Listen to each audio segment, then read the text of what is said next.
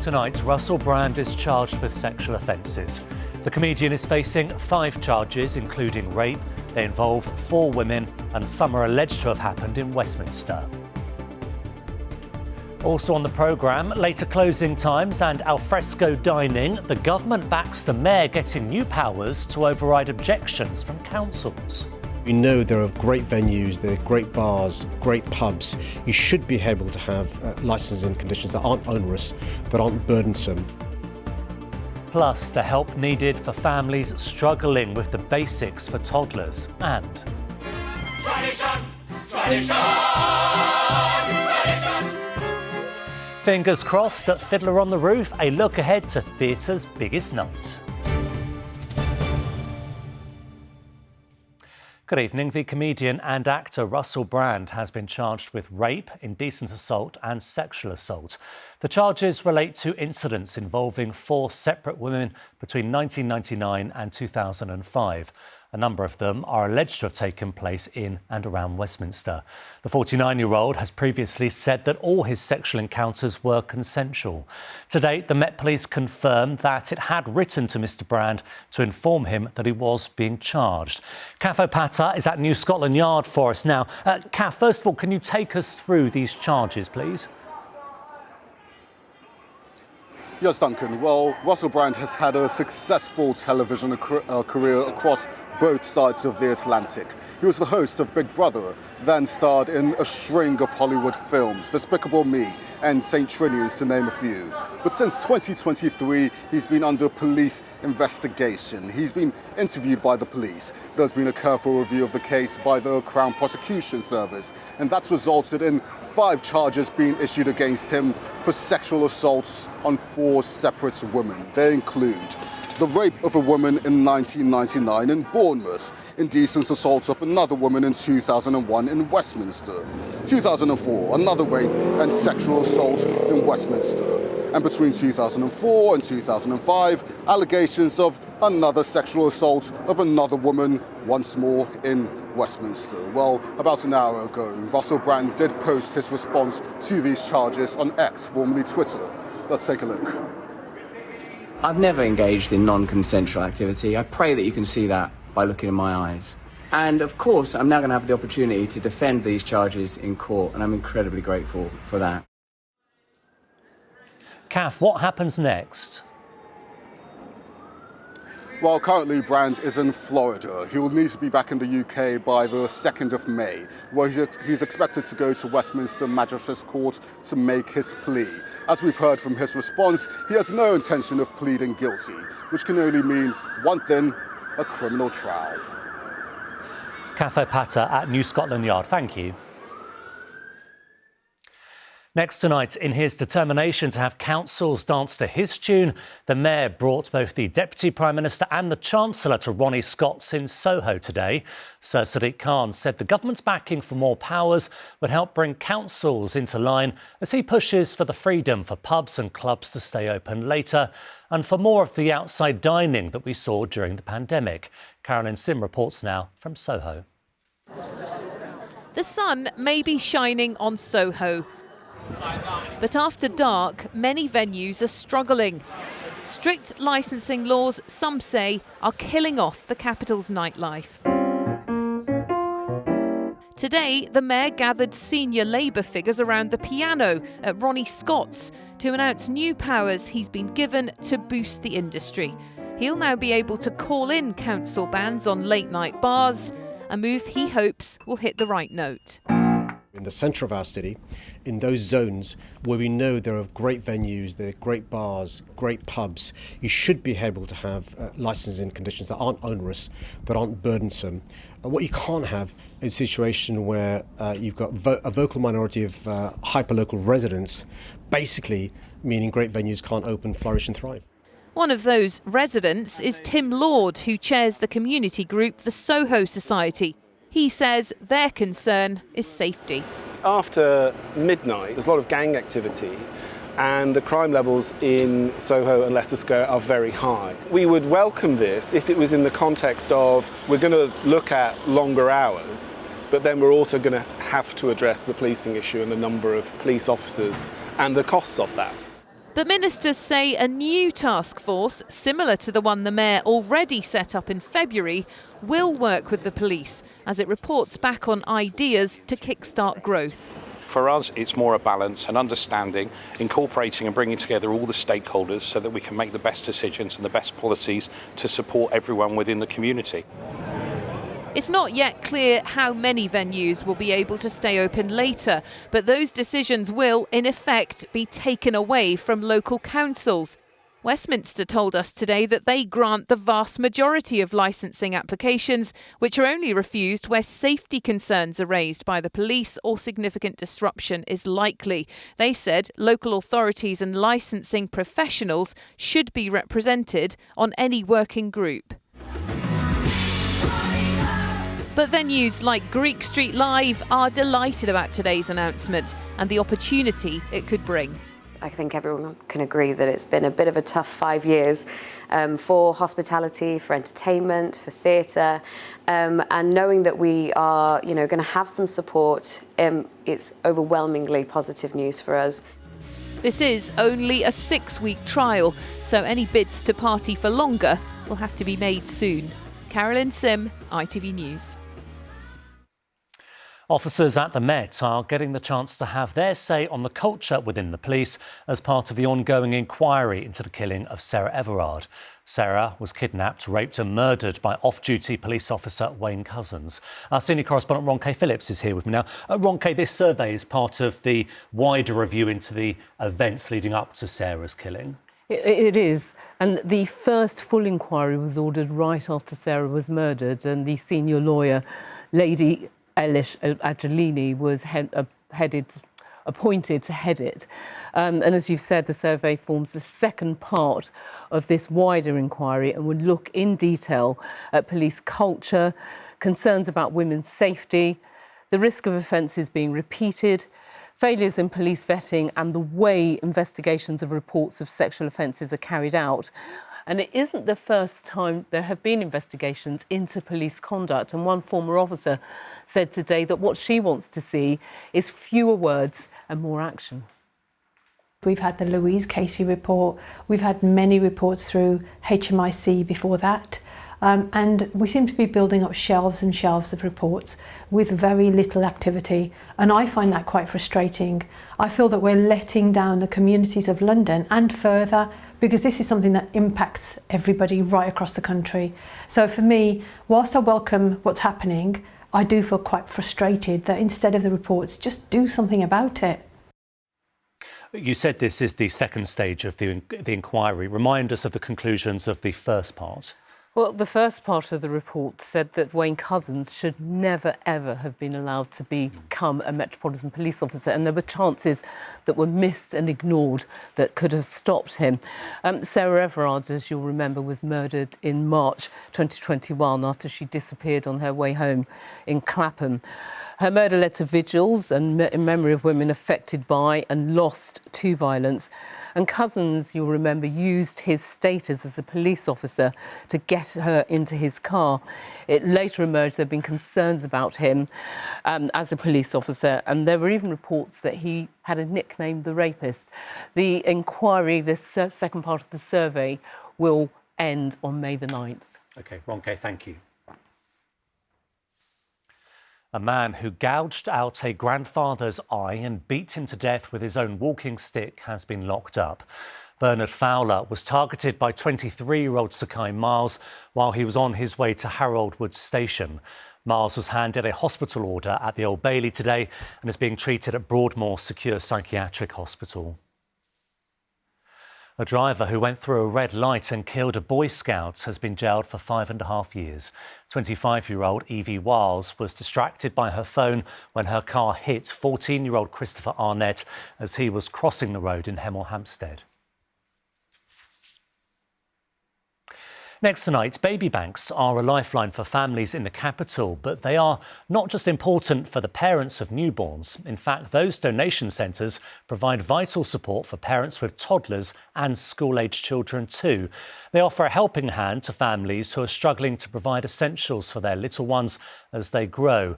Right now, Little Village, a network of centres across the city, is struggling to provide clothes and shoes for children aged 3 to 5, and they're reaching out for donations to keep up with demand. Anton Allen has more. Every good parent wants to provide for their children. Oh, my daughter will love this. But those that need support can receive a helping hand from baby banks. We had just one suitcase and a few backpacks when we came here to London, and it was amazing to have enough things for my little daughter so I can think about food and everything else I need.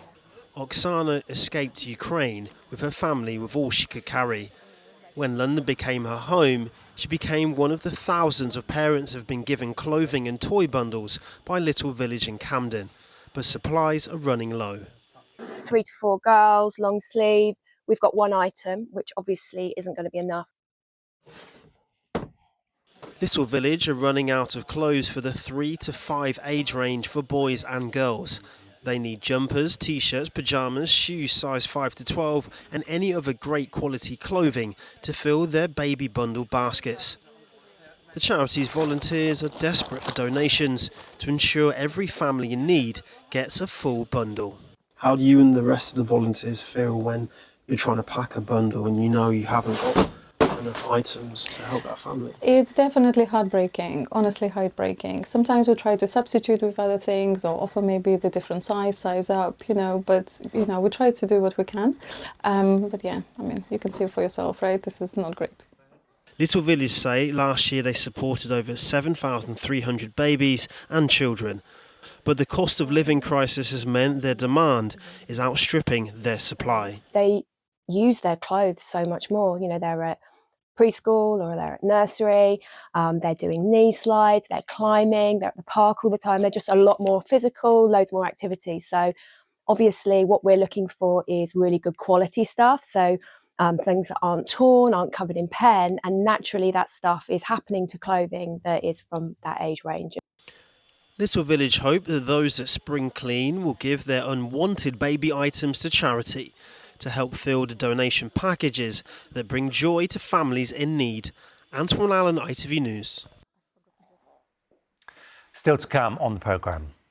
With our daughters getting married and there's trouble in the town, you're upset, go on out, go inside. We'll be speaking to one of the stars of Fiddler on the Roof as it's nominated for a record 13 Olivier Awards.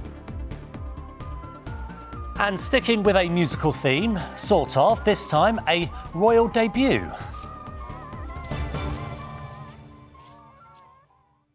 But first, Emily Gray was just 17 when she suffered a brain hemorrhage, leaving her paralysed and unable to speak.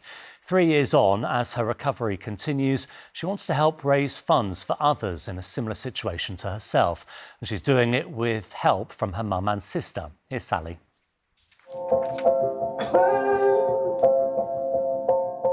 This is a video of Emily Gray that went viral, and it's little wonder when you hear her story and then have the pleasure of meeting her in person.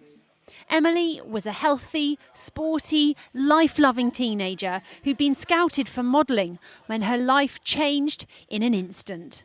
Emily suffered a brain hemorrhage when she was 17 years old. She collapsed in a ballet class. It was very obvious it was going to be life-changing, and we were told numerous times that Emily wouldn't possibly have a meaningful life. But we never gave up, and Emily never gave up at all. And actually all the way through, whenever we've been told, you will never, Emily does. One, go. Straight up, that was a quick one. 3 years on from Emily's stroke, this venue, NeuroConnects, is where she heads twice a week for rehab, and she wouldn't be without it. Emily, on a scale of 1 to 10, how much do you just love NeuroConnects? It's a 10. 10. Yeah. Yeah. Would you spend all your days there if you could? Yes. Yeah. Emily and Abby used to run for Surrey, and sometimes with their mum. It would always be, if they come running with me, they go on a mum run. So in that spirit, this weekend, Abby and Marie are running the Wimbledon Half Marathon for NeuroConnects. We want to raise awareness, and we would really want to give the opportunity of therapy to other people like Emily. Could you say what it's given you?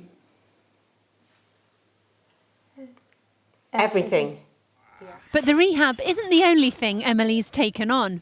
You're doing your A-levels, is that right? Chosen some monster subjects. Yeah. Biology. Yeah. Maths. Chemistry. That's brutal. Good luck with those. So the run is this Sunday. Emily, are they ready?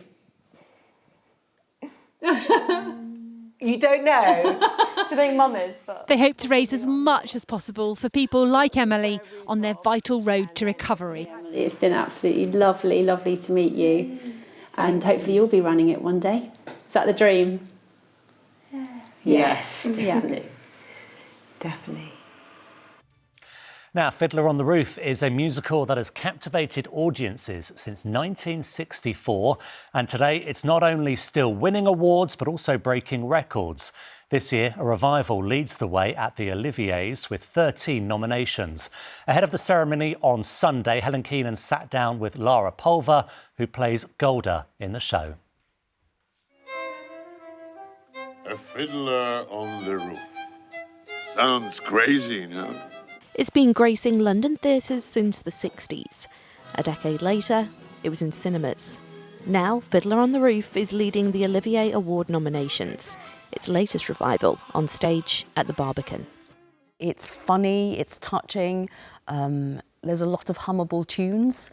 It's a great show. It's been around for a very long time in London. Why do you think audiences enjoy it so much? I think we've all got family dynamics and politics going on within our own homes, and it just kind of like highlights that stuff, and we can laugh at it and we can cry about it. Do I love you? Lara Pulver is nominated for Best Actress in a Musical for her portrayal in the show, an accolade she won in 2016. This is my third nomination, and I've won once, for Gypsy playing Imelda Staunton's daughter. So when the nominations were announced, I texted her and said, do you want to be my +1 on the 6th of April? Also among the nominees are Natasha Pierre and the Great Comet of 1812 with 6 awards. And both with 5 nominations is The Years and Giant. But with a whopping 13, it's Fiddler on the Roof, the most ever for a production, tying with Hamilton. Do you think you might win all 13? You'd hope we'd win 1, right, out of 13. You never know, though. I mean, I was in a show at the Donmar years ago and we had 9 nominations and I don't think we came away with a single one, but who cares? That show actually ended up taking me to America, and that opened a whole nother chapter. But yeah, let's hope for at least 1 out of 13. The awards will take place at the Royal Albert Hall this Sunday, a celebration of the stars of the stage. Helen Keenan, ITV News. And the Oliviers are on ITV1 on Sunday evening. Now, the King made his musical debut earlier with none other than the London Vegetable Orchestra at Windsor Castle. Let's have a quick listen to his rendition of Twinkle Twinkle Little Star.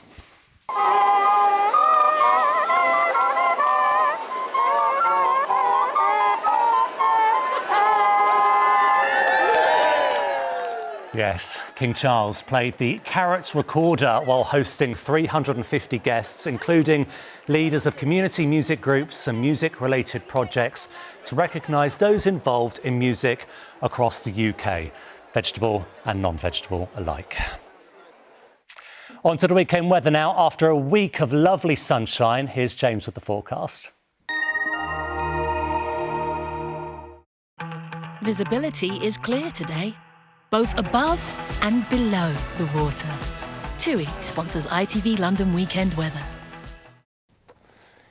Good evening. A very warm and sunny end to the week. This spring-like weather continuing over the next few days. High pressure dominating way to the north of us, but it's moving position a little bit. And it's just going to cut off the warmer feed, so temperatures dipping a touch through Saturday and Sunday. And then it'll take a little while for those temperatures to rise again through next week. But let's face it, even at its coolest, we're looking at pretty average temperatures for the time of year. Tonight then, we've had some high and hazy cloud around and about. We will see clear skies through the early part of the night. We just start to see some rather murky conditions trying to push in to the north and east of the capital as we head through the latter part of the night. Difficult to say just how far it's going to spread. In spite of that, it's going to be a cool night, particularly down across the south and west there. We might in rural spots get a little bit cooler than the ones on the screen. And it does mean that that cloud set to spread through the early part of the day before lifting and melting away. And it's back to plenty of sunshine. Once again, a little bit cooler across Essex and Kent, but further west, looking at once again highs of 19 Celsius. So very warm for the time of year, just a bit cool feeling in that breeze. As far as Sunday goes, a bit cooler once again, but still on the mild side of average, highs of 16 Celsius. We lose some of this breeze actually, so it might feel a little bit milder or even warmer. Then a chilly, potentially frosty start to Monday before highs once again of 16 Celsius. Not much of a breeze around at all. And then Tuesday, slowly starting to see the temperatures rise as we head through the rest of next week. TUI sponsors ITV London weekend weather. Enjoy it. Have a lovely weekend. The evening news is next with Lucrezia from all of us here in London. Bye for now.